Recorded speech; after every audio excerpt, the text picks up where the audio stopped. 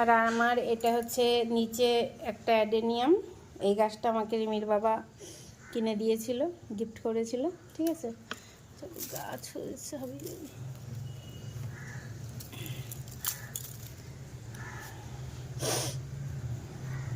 আর এইটা দেখো তুলসী, মিন্ট তুলসী। প্রত্যেক দিন আমি খাই, আদিত্যকেও খাওয়াই। তো চলো দুটো তুলে নিই। এটা পুজো করি না অবশ্য, এর পাতা খালি আমরা সেবন করি। ঠিক আছে,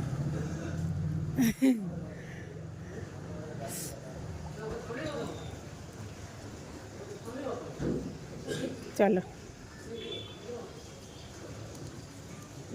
2-4টে নিয়ে নিলাম, আদিত্যকে দেবো, আমিও খাবো। তো সকালটা তোমাদের সাথে শুরু করলাম, কিন্তু আমি কাজবাজ শুরু করে দিয়েছি।